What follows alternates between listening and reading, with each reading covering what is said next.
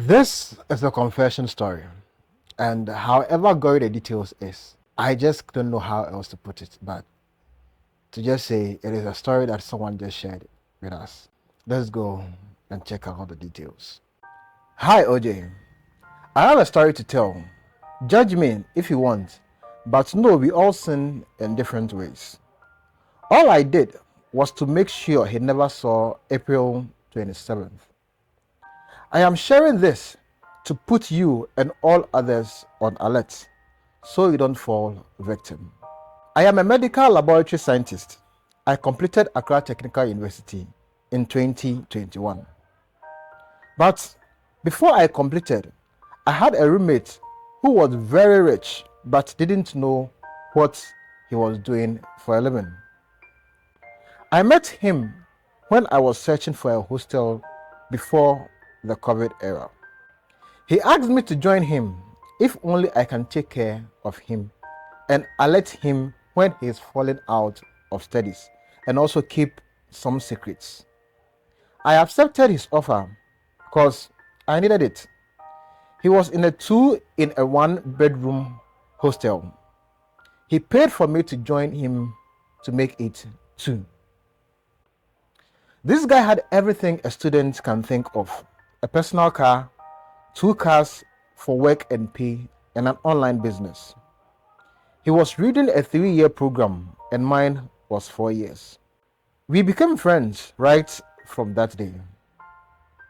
I moved in with him within a week and I really enjoyed his company. He provided everything in the room. I had the treatment a guy can give to his fellow guy. He had a girlfriend, so he isn't gay or show any signs of being gay.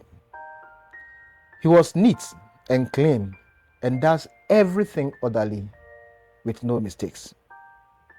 Within a month, I grew fond of him because he was very friendly.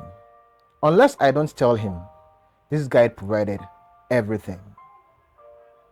This is where it all started, OJ. It is at this point that I would ask that you subscribe to the channel or share a post or a comment, because that is the only way you continue to encourage me to bring you new stories. Please subscribe. Let's go. 2019, after the semester had ended and we were going for Xmas breaks, he made us book a hotel around our school, the back gate, for 3 weeks with all expenses paid by him.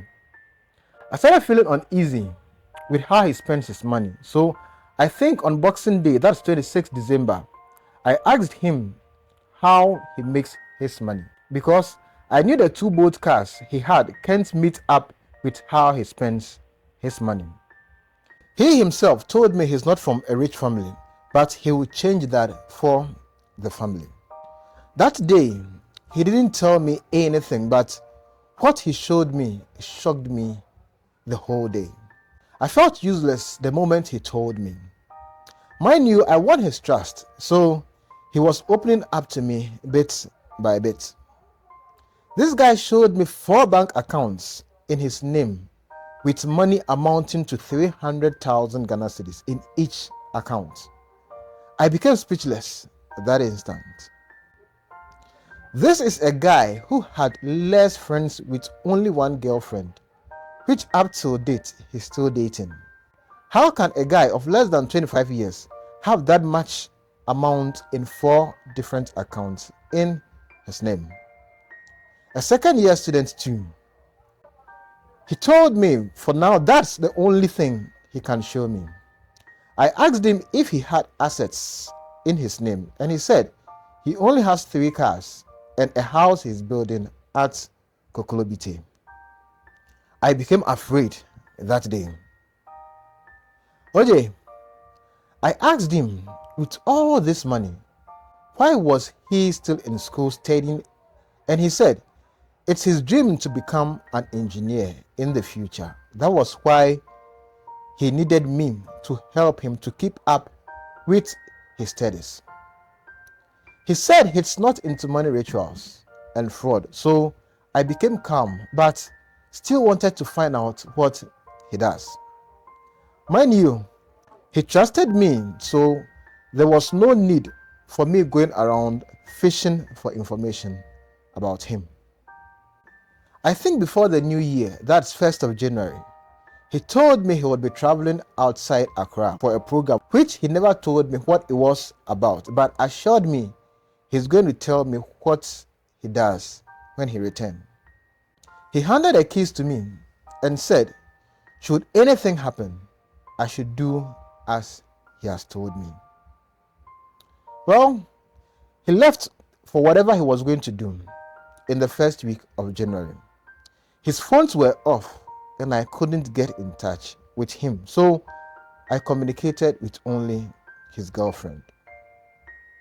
He came back 2 weeks after, happy and smiling as if he went to heaven and returned.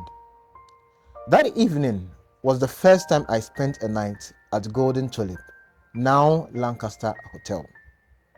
Mind you, we both didn't go home for the holidays. We were still sleeping at the hotel we booked behind our school. 2 days after he returned, he showed me his feedback account with an amount worth 100,000 Ghana cedis in it. That moment, I became irate and asked him to introduce me to whatever business he's been doing. And he said I shouldn't worry because he has planned on doing that. He asked me to make account of all the sales his boat drivers have done within the period which he left. I should send that money to his family on his behalf, and I did without asking or taking a penny from their account because he trusted me a lot. He told me I'm the best friend he's had ever since he came to ATU, and that he never wanted to introduce me to what he does, but he would tell me anyway. I was cool and ready for it. So on the day we went to where he was building his house at Koklobite, he told me he was a harvester. OJ, I didn't understand him, so I asked if he buys or sells crops, and he said no, he harvests human organs. I got a shock of my life, OJ. That instance, so I asked him to show me proof of what he is saying, and he showed me pictures and videos. When we came back, I was speechless for some time and started asking him questions. When did he start to do that, and who introduced him, and why he does all that? I never criticized him, OJ, for doing that, but I asked him why. All he said was he is doing it to change the fortunes of his life and his family so they have a better life.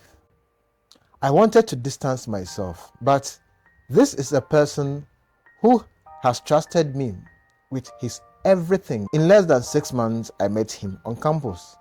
The only friends I see with him are his classmates and his girlfriend. OJ, this is my side of the story. Watch out for part 2 of the story. While we wait, just click on this link for more on why a man ran and left his wife on his wedding day.